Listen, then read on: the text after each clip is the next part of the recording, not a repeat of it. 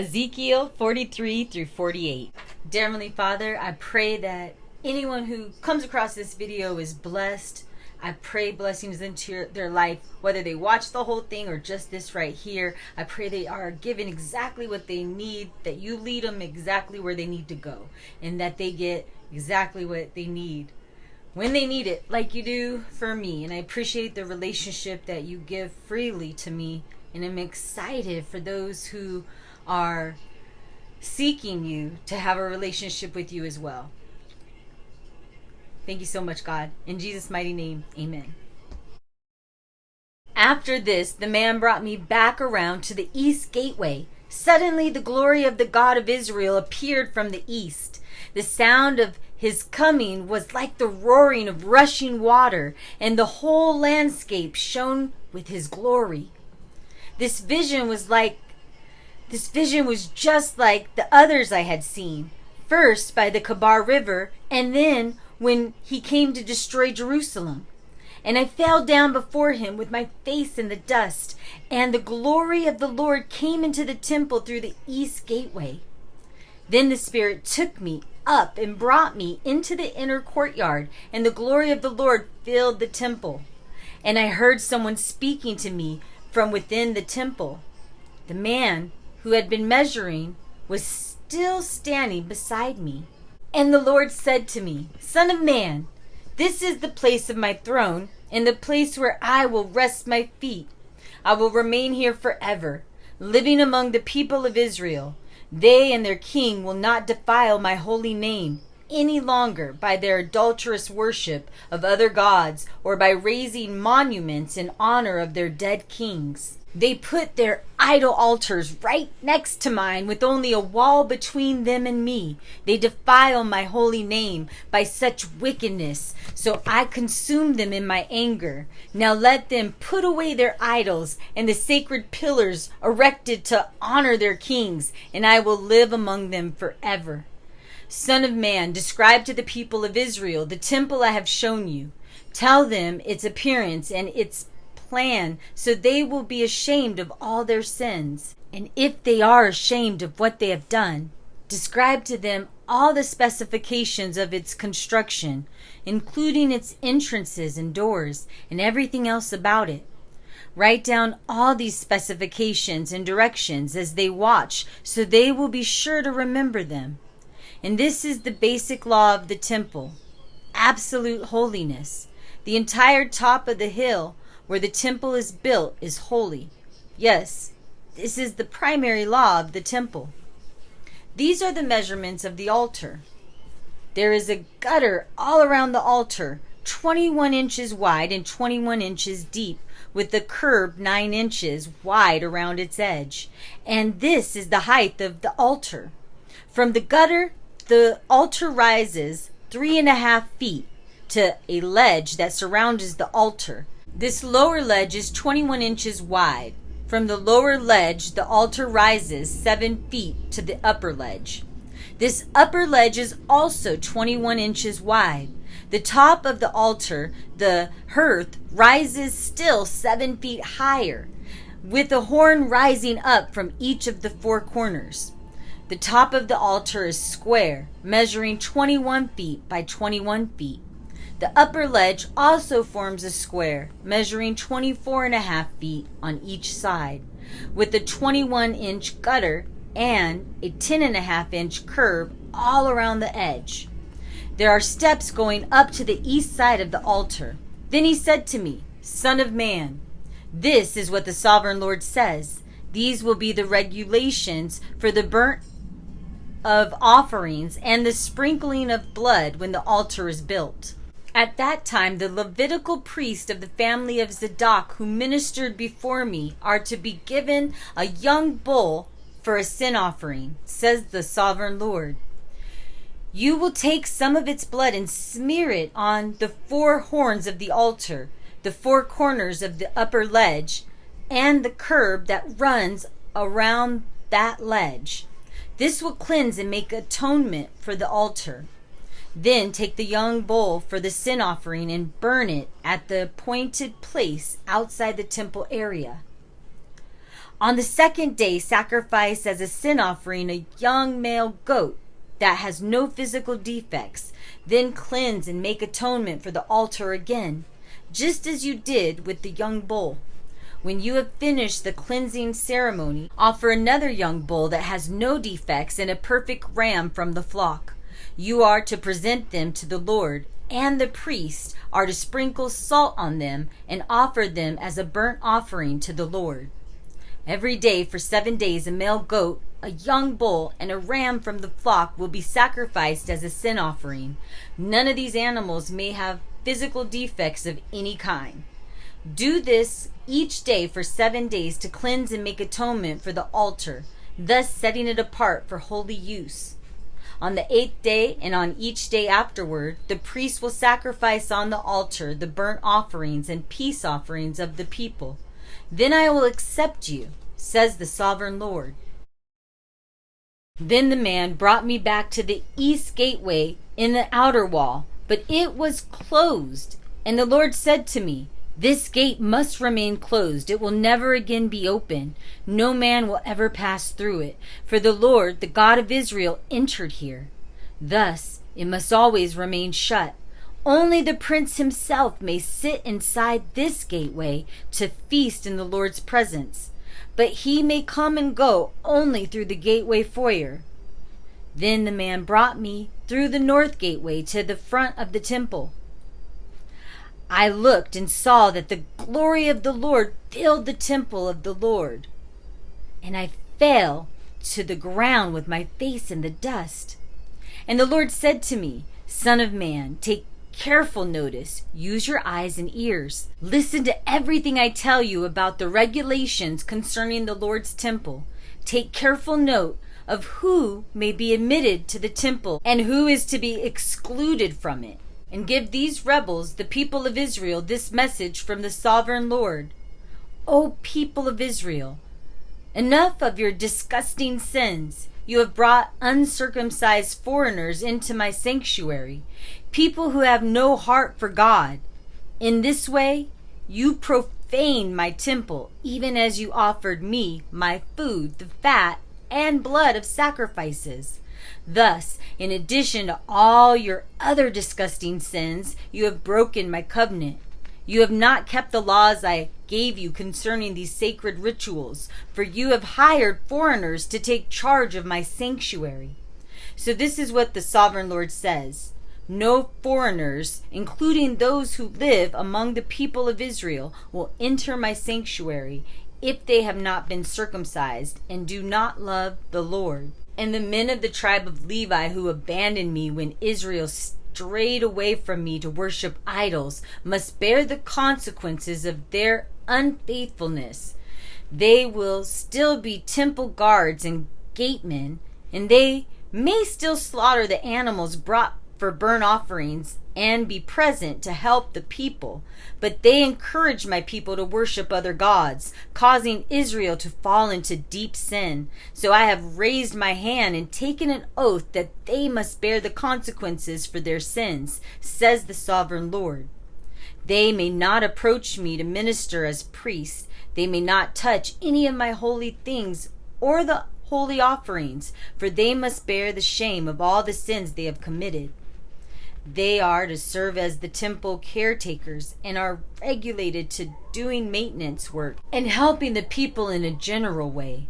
However, the Levitical priest of the family of Zadok continued to minister faithfully in the temple when Israel abandoned me for idols. These men will serve as my ministers. They will stand in my presence and offer the fat and blood of the sacrifices, says the sovereign Lord. They are the ones who will enter my sanctuary and approach my table to serve me. They are the ones who will fulfill all my requirements. When they enter the gateway to the inner courtyard, they must wear only linen clothing. They must wear no wool while on duty in the inner courtyard or in the temple itself. They must wear linen turbals and linen undergarments. They must not wear anything that would cause them to perspire. When they return to the outer courtyard where the people are, they must take off the clothes they wear while ministering to me. They must leave them in the sacred rooms and put on other clothes so they do not harm the people by transmitting holiness to them through this clothing. They may neither let their hair grow too long nor shave it off completely. Instead, they must trim it regularly. The priests must never drink wine before entering the inner courtyard. They may choose their wives only from among the virgins of Israel or the widows of the priest. They may not marry other widows or divorced women. They will teach my people the difference between what is holy and what is common, what is ceremonially clean and unclean. They will serve as judges to resolve any disagreements among the people.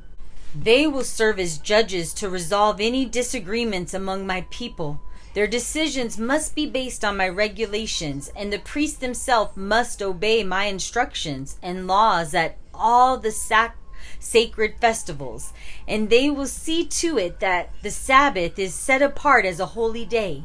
A priest must never defile himself by being in the presence of a dead person unless it is his father, mother, child, brother, or unmarried sister. In such cases it is permitted. But such a priest can only return to his temple duties after being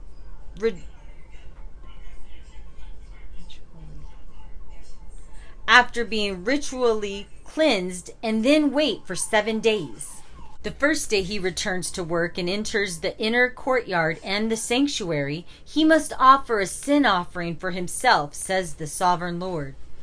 As to property, the priests will not have any, for I alone am their inheritance. Their food will come from the gifts and sacrifices brought to the temple by the people. The grain offerings, the sin offerings, and the guilt offerings, whatever anyone sets apart for the Lord, will belong to the priest. The first of the right fist and all the gifts brought to the Lord will go to the priest. The first samples of each grain harvest and the first of your flour must also be given to the priests, so the Lord will bless your homes.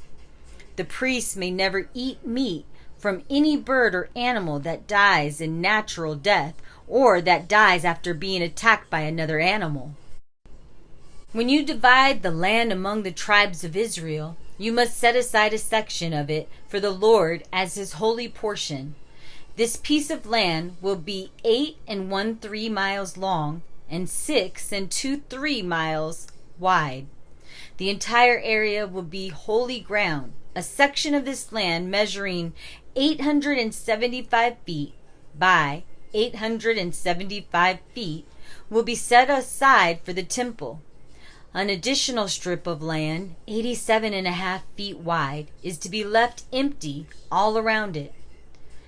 Within the large sacred area, measure out a portion of land 8 1/3 miles long and 3 1/3 miles wide. Within it, the sanctuary of the most holy place will be located. This area will be a holy land set aside for the priests who minister to the Lord in the sanctuary. They will use it for their homes, and my temple will be located within it.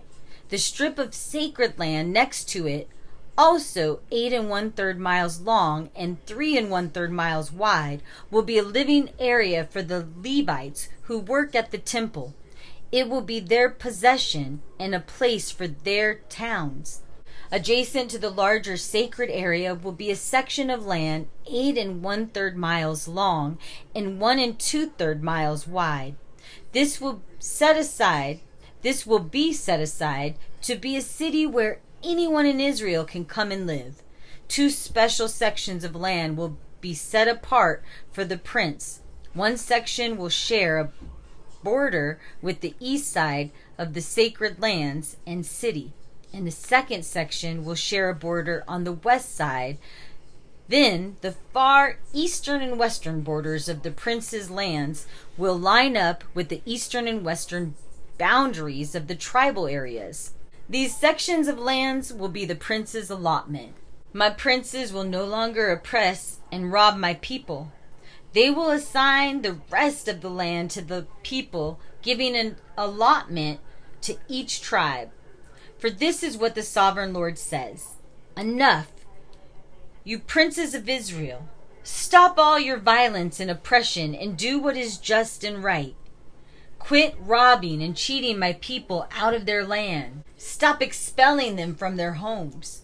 You must use only honest weights and scales, honest dry volume measures, and honest liquid volume measures. The homer will be your standard unit for measuring volume. The ephah and the bath will each measure 1/10 of a homer. The standard unit for weight will be the silver shekel. 1 shekel consists of 20 gerahs, and 60 shekels are equal to 1 minnah. This is the tax you must give to the prince: 1 bushel of wheat or barley for every 60 you harvest, 1% of your olive oil, and 1 sheep for every 200 in your flocks in Israel. These will be the grain offerings, burnt offerings, and peace offerings that will make atonement for the people who bring them, says the sovereign Lord. All the people of Israel must join the prince in bringing their offerings. The prince will be required to provide offerings that are given at the religious festivals, the new moon celebrations, the Sabbath days, and all other similar occasions. He will provide the sin offering, burnt offering, grain offerings, drink offerings, and peace offerings to make reconciliation for the people of Israel. This is what the sovereign Lord says: In early spring, on the first day of each new year, sacrifice a young bull with no physical defects to purify the temple.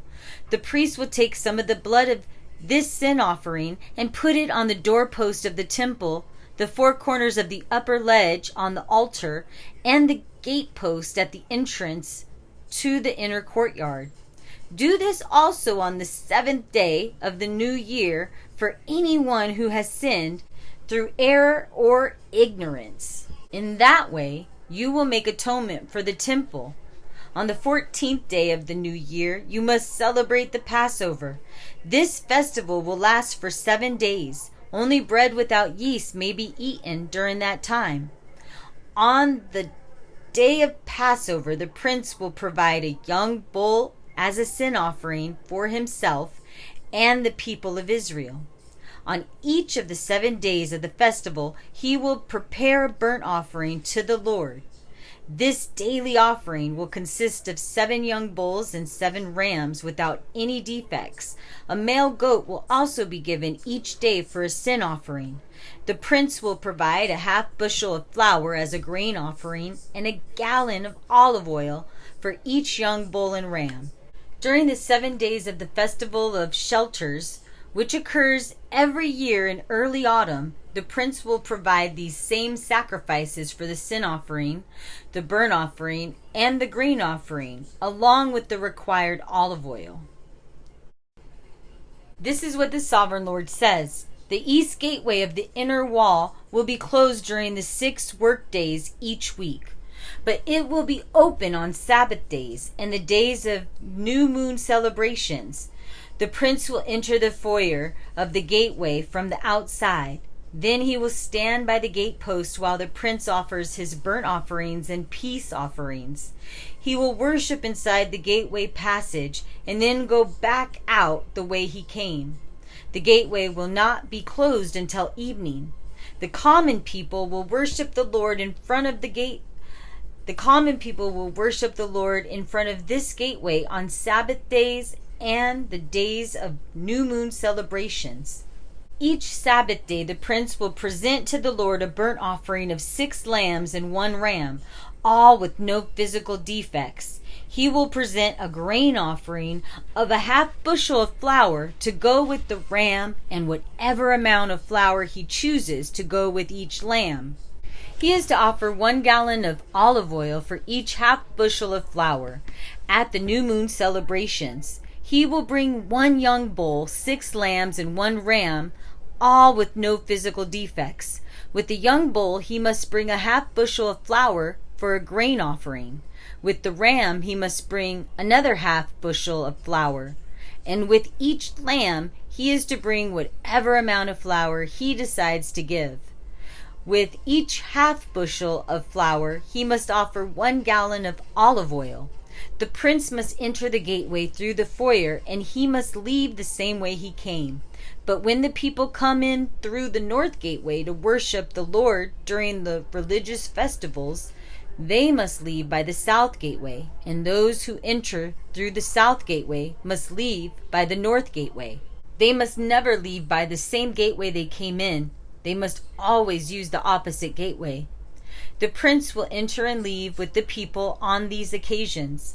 So at the special feast and sacred festivals, the grain offerings will be a half bushel of flour with each young bull, another half bushel of flour with each ram, and as much flour as the prince chooses to give with each lamb. 1 gallon of oil is to be given with each half bushel of flour. Whenever the prince offers a voluntary burnt offering or peace offering to the Lord, the east gateway in the inner courtyard will be open for him to enter, and he will offer his sacrifices just as he does on Sabbath days. Then he will turn and leave the way he entered, and the gateway will be shut behind him. Each morning a year-old lamb with no physical defects must be sacrificed as a burnt offering to the Lord. With the lamb, a grain offering must also be given to the Lord, about 2.5 quarts of flour and 1/3 of a gallon of olive oil to moisten the flour. This will be a permanent law for you. The lamb, the grain offering, and the olive oil must be given as a daily sacrifice each morning without fail. This is what the sovereign Lord says. If the prince gives a gift of land to one of his sons, it will belong to him and his descendants forever. But if he gives a gift of land to one of his servants, the servant may keep it only until the year of Jubilee, which comes every 15th year. At that time the servant will be set free, and the land will be returned to the prince. Only the gifts given to the prince's son will be permanent, and the prince may never take anyone's property by force. If he gives property to his sons, it must be from his own land, for I do not want any of my people unjustly evicting from their property. For I do not want any of my people unjustly evicted from their property. Then the man brought me through the entrance beside the gateway and led me to the sacred rooms assigned to the priest, which faced toward the north. He showed me a place at the extreme west end of these rooms. He explained, this is where the priests will cook the meat from the guilt offerings and sin offerings and bake the flour from the grain offerings into bread. They will do it here to avoid carrying the sacrifices through the outer courtyard and harming the people by transmitting holiness to them. Then he brought me back to the outer courtyard and led me to each of its 4 corners. In each corner I saw an enclosure. Each of these enclosures were 70 feet long and 52.5 feet wide. Surrounded by walls along the inside of these walls was a ledge of stone with fireplaces under the ledge all the way around. The man said to me, these are the kitchens to be used by the temple assistants to boil the sacrifices offered by the people. Then the man brought me back to the entrance of the temple. There I saw a stream flowing eastward from beneath the temple threshold. This stream then passed to the right of the altar on its south side. The man brought me outside the wall through the north gateway and led me around to the eastern entrance. There I could see the stream flowing out through the south side of the east gateway. Measuring as he went, he led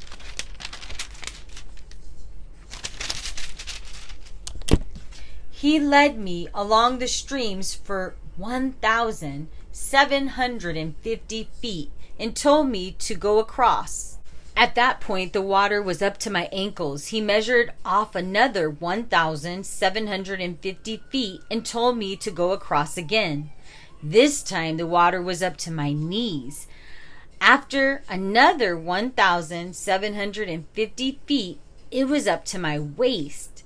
Then he measured another 1,750 feet, and the river was too deep to cross without swimming. He told me to keep in mind what I had seen. Then he led me back along the river bank. Suddenly, to my surprise, many trees were not growing on both sides of the river. Then he said to me, "This river flows east through the desert into the Jordan Valley, where it enters the Dead Sea. The water of the stream will heal the salty waters of the Dead Sea and make them fresh and pure. Everything that touches the water of this river will live. Fish will abound in the Dead Sea, for its waters will be healed. Wherever this water flows, everything will live. Fishermen will stand along the shores of the Dead Sea, fishing all the way from En-Gedi to En-Glaim. The shores will be covered with nets drying in the sun. Fish of every kind will fill the Dead Sea, just as they filled the Mediterranean. But the marshes and swamps will not be purified. They will be sources of salt. All kinds of fruit trees will grow along both sides of the river. The leaves of these trees will never turn brown and fall, and there will always be fruit on their branches.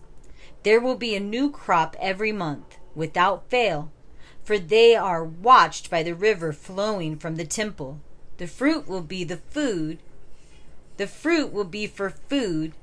and the leaves for healing." This is what the Sovereign Lord says. Follow these instructions for dividing the land for the 12 tribes of Israel. The tribe of Joseph will be given 2 shares of land. Otherwise, each tribe will receive an equal share. I swore that I would give this land to your ancestors, and it will now come to you as your inheritance. The northern border will run from the Mediterranean towards Hethlon, then on through Lebohamath to Zedad.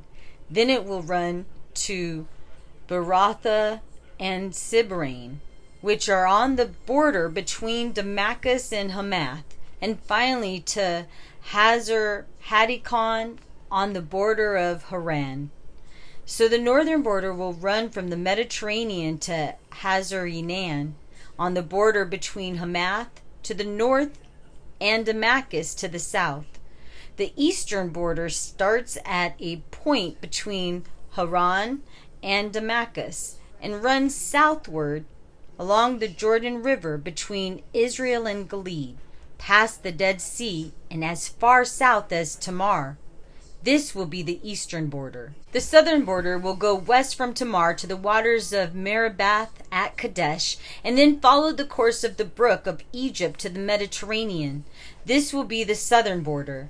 On the west side of the Mediterranean itself will be your border, from the southern border to the point where the northern border begins, opposite Lebohamath. Divide the land within these boundaries among the tribes of Israel. Distribute the land as an inheritance for yourself and for the foreigners who have joined you and are raising their families among you. They will be just like native-born Israelites to you, and they will receive an inheritance among the tribes. All these immigrants are to be given land within the territory of the tribe with whom they now live. I, the Sovereign Lord, have spoken. Here is the list of the tribes of Israel and the territory each is to receive. The territory of Dan is in the extreme north. Its boundary lines follows the Hethlon road to Lebohamath, and then runs on to Hazarenan, on the border of Damascus. With Hamath to the north, Dan's territory extends all the way across the land of Israel from east to west. Asher's territory lies south of Dan's and also extends from east to west. Naphtali's land lies south of Asher's, also extending from east to west. Then comes Manasseh, south of Naphtali, and its territory also extends from east to west. South of Manasseh is Ephraim, and then Reuben, and then Judah, all of whose boundaries extend from east to west. South of Judah is the land set aside for a special purpose. It will be 8 1/3 miles wide and will extend as far east and west as the tribal territories, with the temple at the center. The area set aside for the Lord's temple will be 8 1/3 miles long and 6 2/3 miles wide. For the priest there will be a strip of land measuring 8 1/3 miles long by 3 1/3 miles wide, with the Lord's temple at the center. This area is set aside for the ordained priest, the descendants of Zadok, who obeyed me and did not go astray when the people of Israel and the rest of the Levites did. It will be their special portion when the land is distributed.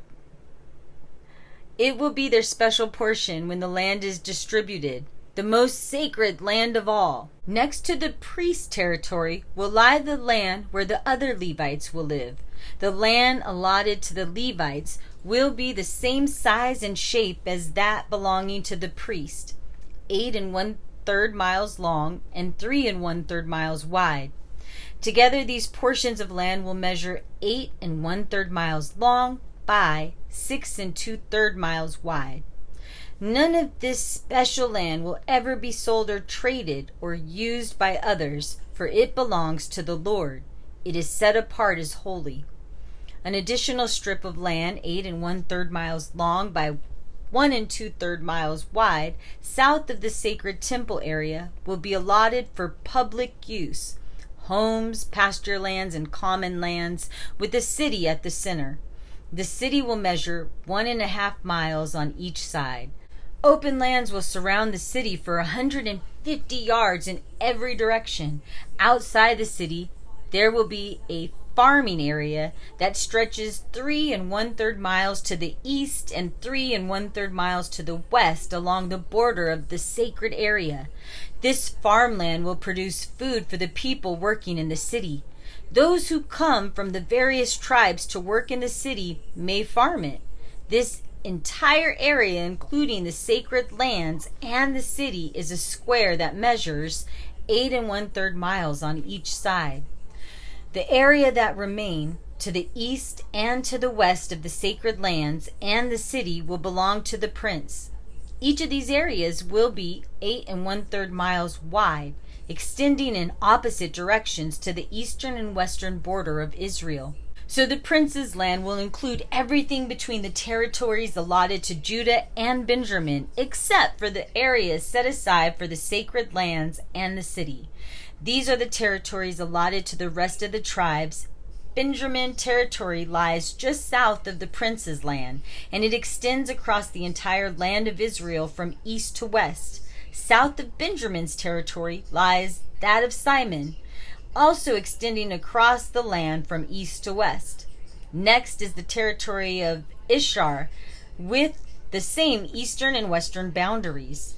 Then comes the territory of Zebulun, which also extends across the land from east to west. The territory of Gad is just south of Zebulun, with the same borders to the east and west. The southern border of Gad runs from Tamar to the waters of Merabath at Kadesh, and then follows the brook of Egypt to the Mediterranean. These are the allotments that will be set aside for each tribe's inheritance, says the sovereign Lord. These will be the exits to the city. On the north wall, which is 1.5 miles long, there will be 3 gates, each one named after a tribe of Israel. The first will be named for Reuben, the second for Judah, and the third for Levi. On the east wall, also 1.5 miles long, the gates will be named for Joseph, Benjamin, and Dan. The south wall, also 1.5 miles long, will have gates named for Simon, Issachar, and Zebulun. And on the west wall, also 1.5 miles long, the gate will be named for Gad, Asher, and Naphtali. The distance around the entire city will be 6 miles. And from that day, the name of the city will be, "The Lord is there."